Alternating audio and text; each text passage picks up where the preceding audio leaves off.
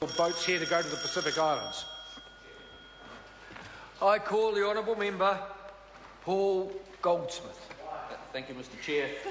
The proposition put forward by the potential Greens Labour administration to get more food into the belly of the poor seems to be yet more redistribution on top of what we do already. I heard Mr. Norman say we leave the poor to rot. What nonsense. We have a tax system and a working for family system that through cash payments to lower income families for a family of two earning around $50,000 a year, which means that they get more back in the working for families than they pay in tax, as well as largely free education, as largely free healthcare and superannuation.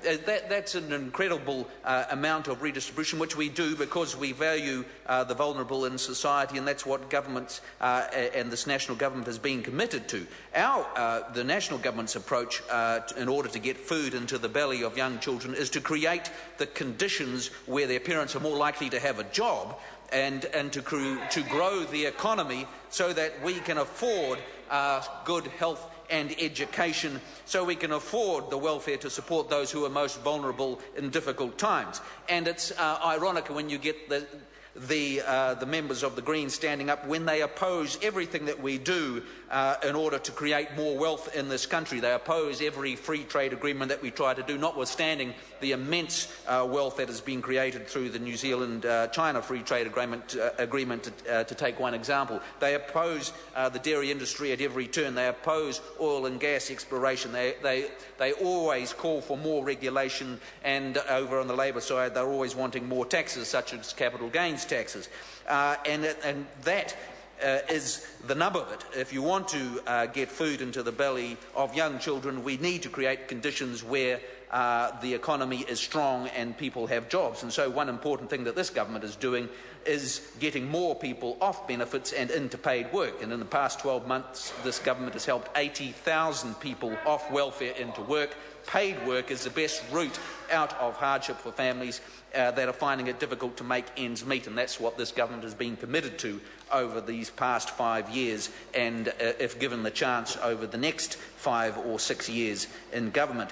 Now let's just go back over the claims and counterclaims about who left what in terms of deficits. Just remember, when we inherited this economy back in 2008, the current account deficit was almost 9% of GDP. It's now about 4.3% of GDP.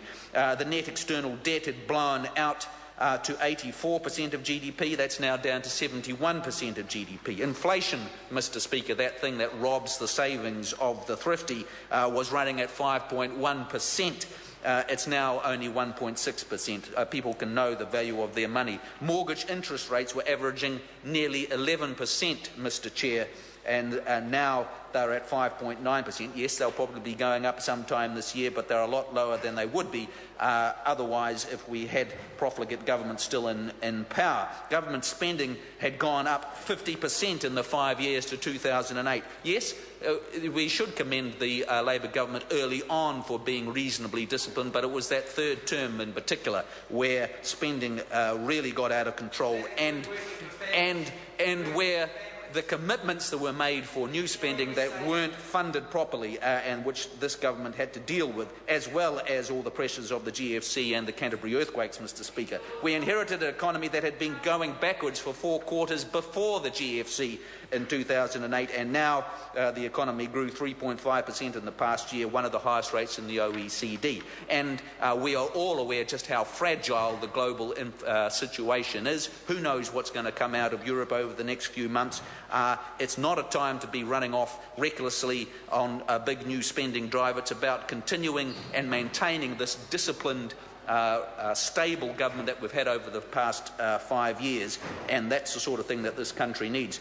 I also remind the House that the Treasury was forecasting never-ending deficits and debt likely to get to 60% of GDP and never come down, and we've got back to forecast to be back in surplus in 2014 and 15, and debt is expected to peak, Mr. Chair, at 26.5% of GDP. Those are figures that we're incredibly proud of on this side of the House, and on that basis I commend this bill.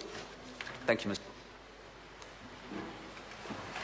Speaker. Mr. Chair. I call the Honourable David Parker. Mr. Chairman, I want to respond to a couple of issues that